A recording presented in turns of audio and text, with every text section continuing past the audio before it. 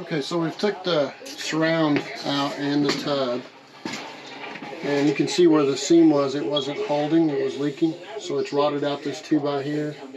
The support they put in here, this is rotted. The floor joist is rotted, we'll have to replace that. This one is rotted, and the plywood.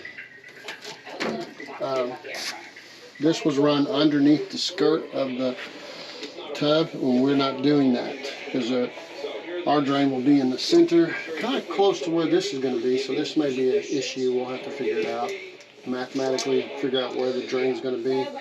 But you can tell that this is pretty rotted, and we'll replace all that.